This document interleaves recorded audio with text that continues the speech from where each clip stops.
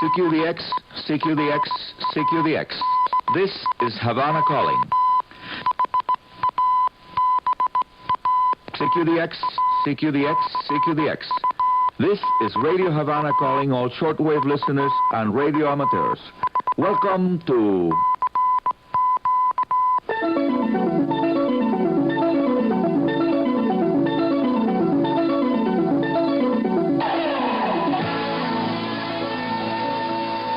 DXers Unlimited, Radio Havana's weekly feature dedicated to the fascinating world of radio communications.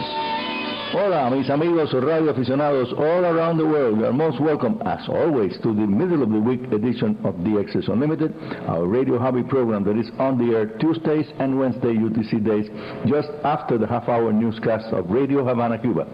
I'm your host, Arnaldo Arnie Coro, Radio Amateur 02KK, that's my ham radio call sign, Charlie Oscar 2 Kilo Kilo, and here is our first headline of the day.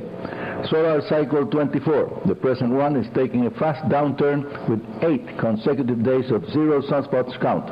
So far, almost all published forecasts about the future of the upcoming solar cycles 25 and 26 coincide. So there seems to be no choice for shortwave listeners and radio amateurs to start thinking about how to install antennas that will provide the best possible reception within the frequency range from 2 to 12 megahertz, where most of the stations of all types are going to need to operate, as very low solar activity will make it almost impossible to use frequencies above 12 to 15 megahertz and higher. That's most of the time they will be closed, no F2 propagation. Shortwave propagation forecasting is quite distant from becoming an exact science. It is not, but it is quite clear that with rock-bottom solar flux figures prevailing for long periods of time, the ionosphere will be so weak that it will not support propagation on frequencies above about 15 megahertz most of the time.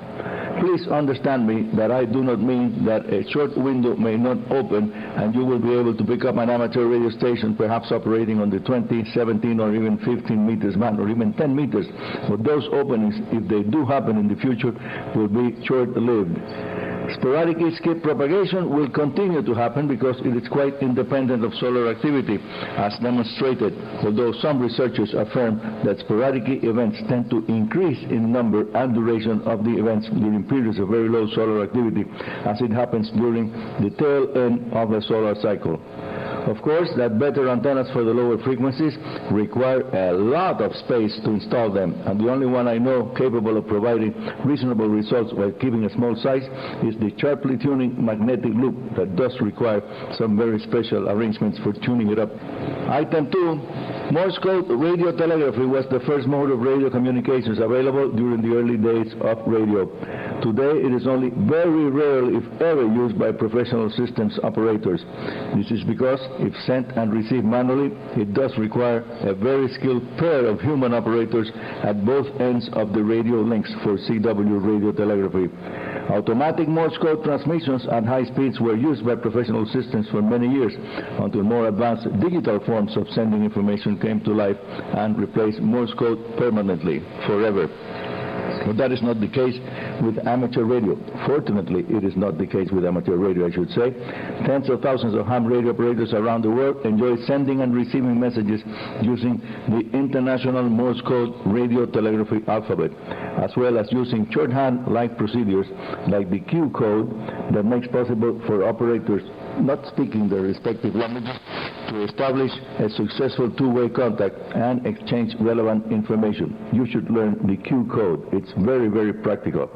But amigos, this is a fact of life. Learning the Morse code so that you can sustain an effective two-way contact is not an easy task at all. Despite many types of training programs and courses, there is always a steep learning curve, even for the most advanced amateur radio CW operators. There are several well-known barriers that act as stumbling blocks when you are learning the Morse code. It's difficult, it's challenging. Some of them are very well identified by psychologists. Almost every beginner has to deal with them, while others are student-specific. That meaning that you will have to deal with a particular receiving speed that is very difficult to reach, while another person may just sail through that speed very fast. By the way, the real challenge with Morse code radio telegraphy is receiving the signals and decoding them in your brain, so you will translate into a text that you write down on paper, or in the case of really highly skilled operators, when you become one, it is possible to decode in the brain and feed the message to your short-term memory without the need to write down anything. You copy, just head copy, as it is known. As a matter of fact, CW, continuous wave transmissions that are keyed on and off, is the simplest form of radio communications available, and it does continue to attract many amateur operators because it does have a sort of magic behind it that is difficult to explain in words, but that you will feel it as soon as you make your first two-way amateur radio telegraphy contact. Many operators can recall the call sign of the first station that they worked on CW many years after the first QSO or two-way contact has happened. Stay tuned for more Radio Hub-related information coming up in a few seconds after a short break. I am Arnie Coro in La Habana, Cuba.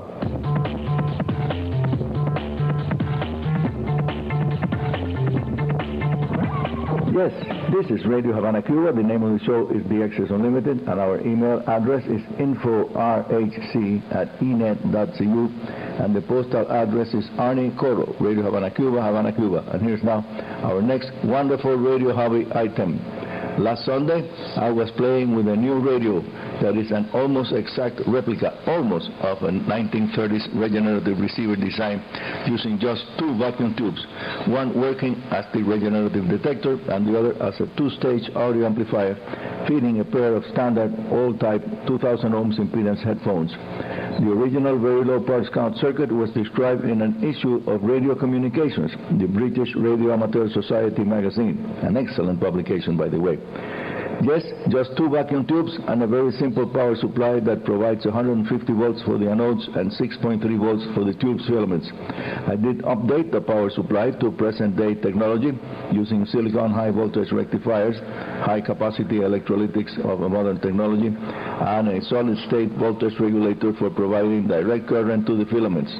Connecting this radio to just a 3 or 4 meters or 10 feet length of wire to serve as an indoor antenna produced really amazing results.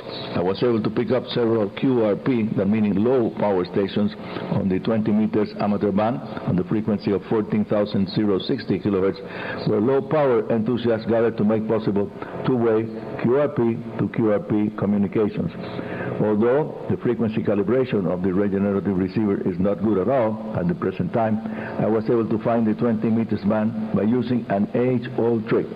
The regenerative detector does radiate a signal at the frequency that it is tuned to. And by the way, let me tell you that once again I'm gathering the parts to assemble yet another almost replica of this 1930s excellent receiver circuit that is going to be part of our Plaza Radio Club teaching aids to be used during the ongoing amateur radio license trading course that is preparing a group of people that want to take the ham radio license test very soon. The vacuum tubes technology radios to use high voltages for their operation. They must be handled very carefully, as they can produce bad electric shocks that may even cause cardiac arrest and death. So be careful when you're working with vacuum tube circuits, extremely careful. And now at the end of the show, a short high-frequency propagation forecast for you. Solar activity at very low baseline levels with 8 consecutive days without sunspots, and the solar flux hovering at just barely above 70 units, barely above the solar baseline activity of solar flux. Send your signal reports and comments to info.rhc@enet.cu or via airmail to Arnie Coro, Radio Havana Cuba, Havana, Cuba. See you all at the weekend edition of the program next Sunday and Monday UTC days. And that's all for today. This is Arnie Coro, Radio Amateur CO2KK, your host here at Radio Havana's DXers Unlimited, saying 73 and very good DX.